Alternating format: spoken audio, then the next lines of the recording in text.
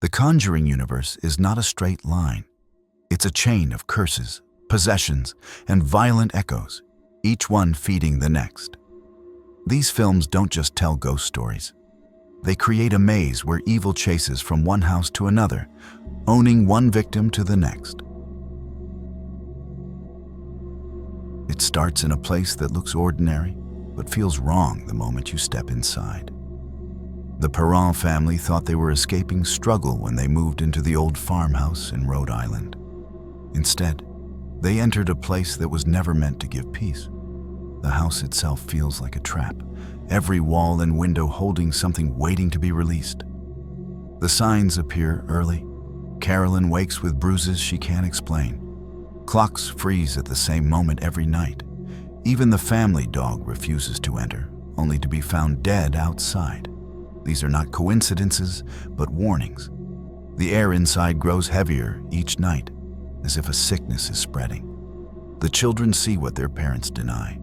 Shapes in the shadows, hands clapping where no one stands, whispers in the silence. One girl feels something pulling her legs in bed. They keep the lights on, but the house no longer belongs to them. When Ed and Lorraine Warren arrive, they sense its weight immediately. Lorraine's visions reveal the land's curse. Bathsheba, a woman who offered her child to darkness before hanging herself. Her death chained the ground forever. Anyone who lives here becomes prey. The Warrens gather proof for the church, only to face attacks themselves. Ed nearly dies in the basement, while Lorraine sees visions of his end. The haunting doesn't just target the Perrons. It threatens to tear the Warrens apart too. The exorcism explodes with violence. Carolyn is dragged toward possession, but Lorraine forces her to fight back through love for her children. The demon is forced down, and silence falls. Silence, however, is not safe. The music box joins the Warrens' vault, waiting. Before the farmhouse, before Bathsheba, there was a doll. John and Mia Gordon thought they were building a new life together, preparing for their baby. What they welcomed instead was a nightmare carved in porcelain. One night, their neighbors are slaughtered by members of a cult. The chaos spills into the Gordons' home. A woman drenched in blood dies, clutching the doll in Mia's nursery, smearing her soul into it as she passes. This is the beginning of Annabelle. The doll doesn't blink or move, but its stillness is worse. It becomes a vessel, an anchor for something that feeds on fear and grief. Soon, the Gordons' home is filled with scratching in the walls, flickering lights, and shadows that crawl across the ceiling. Mia sees figures standing at the end of hallways, but they vanish when she looks closer. The doll is always nearby, watching, its smile a mockery of comfort. Mia knows it is tied to her baby, that every attack is meant to break her will until she gives up the child. Ed and Lorraine Warren are not yet involved, but the path to them has already been set. What matters here is the demon's goal. Annabelle is not haunted like other objects. She is bait. The demon uses her to reach for human souls, offering trade after trade. It doesn't want the doll, it wants the living. The Gordons try to rid themselves of it, throwing the doll away only for it to return. No matter how far they run, Annabelle waits for them. Priests are called, blessings are done, but the curse only deepens. The doll isn't cursed by accident. It was chosen, marked with blood, designed to carry evil wherever it goes.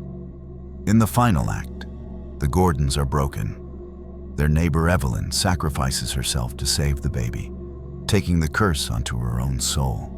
The doll vanishes with her death, only to resurface in the hands of a young nurse. This moment ties directly to the Warrens' future.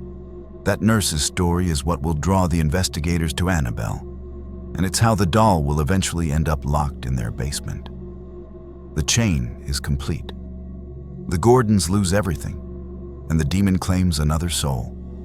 The doll remains patient, waiting for the next chapter. London, 1977. The Hodgson family barely survives day to day. Their father is gone, their home crumbles, and their hope runs thin. Into this misery comes something worse, a presence that chooses their daughter Janet as its doorway. At first, Janet sleepwalks. She wakes in strange places, furniture shifted, crosses turned upside down. Soon her voice changes, deep and rasping, claiming to be Bill Wilkins, the house's previous owner who died in the living room. His spirit insists he still controls the house and that the Hodgsons must leave.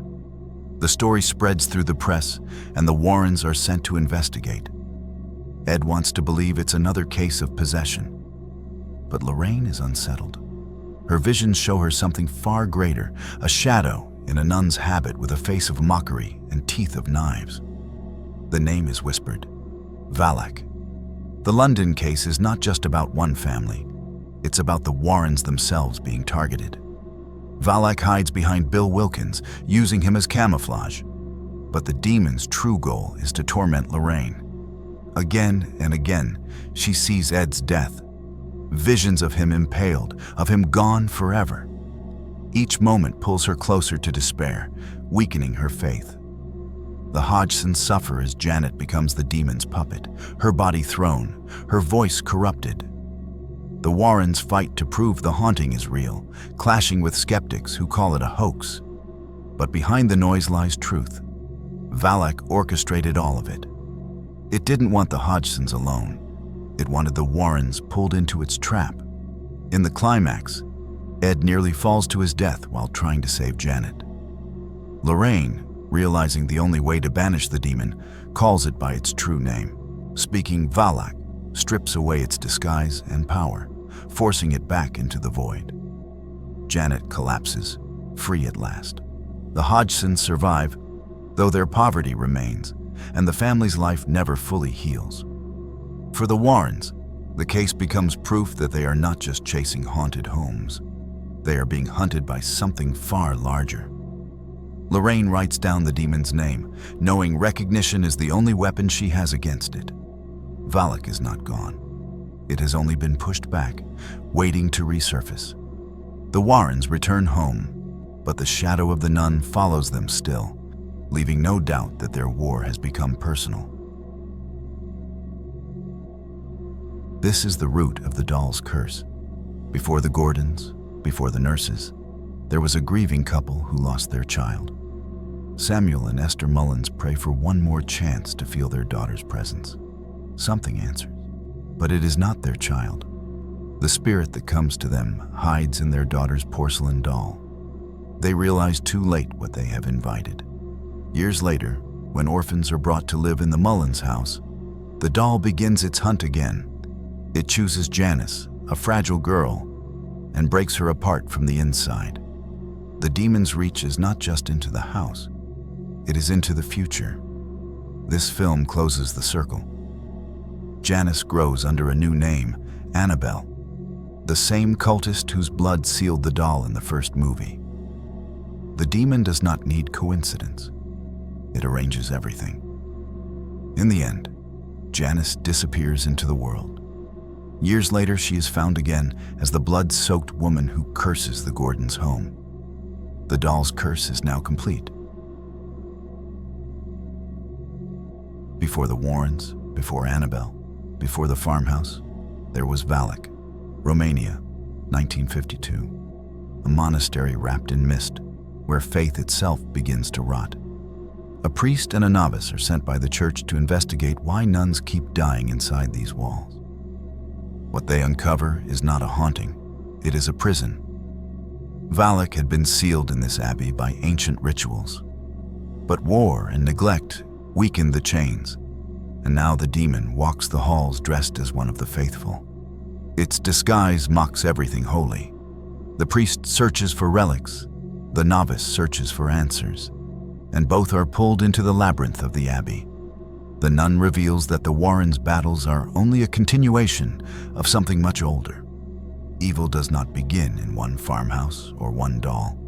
It has been clawing at the gates of the church for centuries. Valak is forced back into the shadows when holy blood is spilled, but it does not vanish. It escapes, hidden, until it resurfaces years later to torment the Warrens directly. Though it stands loosely in the series, this tale still bleeds into the Conjuring world. Los Angeles, 1973.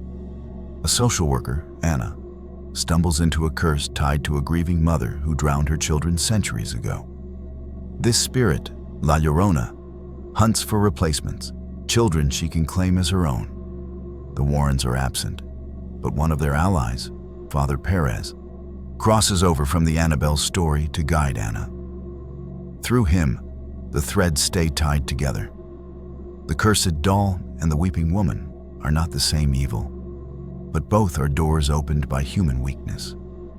La Llorona is more direct than Valak, more animal in her hunt, but the result is the same. Families shattered, faith tested, survival uncertain. In the final moments, Anna's children escape her grasp, but the cycle is not broken. La Llorona remains a figure waiting for her next chance. This chapter doesn't take place in a remote farmhouse or a far-off abbey. It happens inside the Warrens' own house, the one place that was meant to be safe. Ed and Lorraine lock away everything they've taken from their investigations: music boxes, coins, dresses, and of course, the doll that refuses to stay quiet. Their home is more like a vault, a sealed tomb of cursed objects waiting for one mistake. The mistake arrives in the form of teenage curiosity. While the Warrens are away, their daughter Judy stays home with babysitters. One of them, desperate to reach her dead father, sneaks into the artifact room and opens what should never be touched. The doll is set free, and with it, every other object in the room begins to breathe.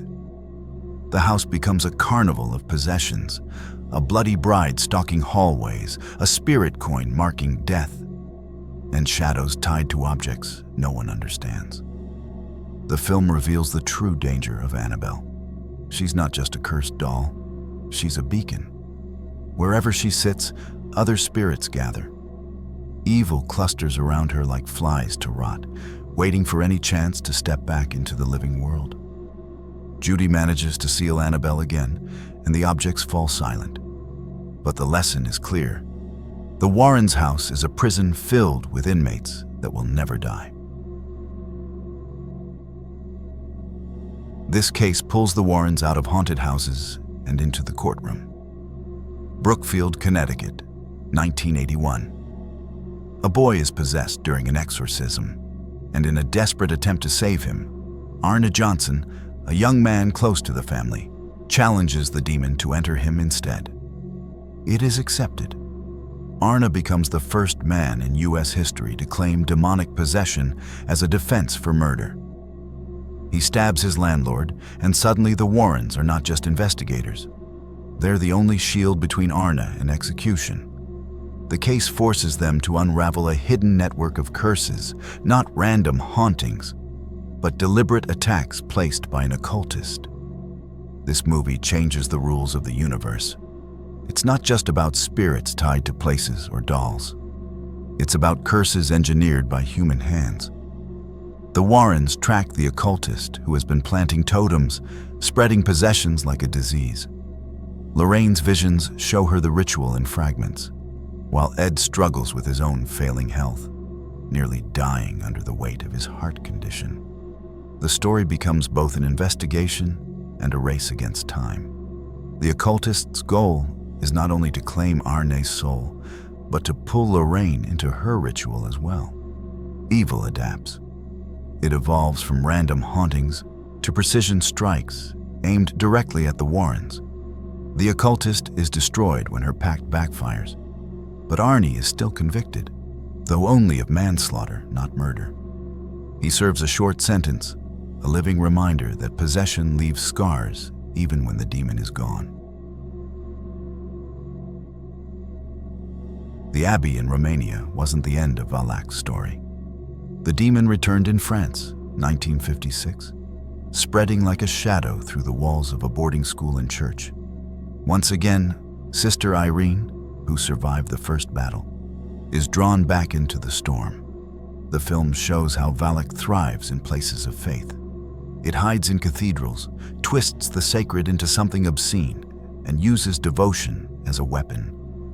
Children in the school witness statues moving, fires breaking out with no source, and visions designed to crush belief. Sister Irene must face what she knows is more than just a haunting.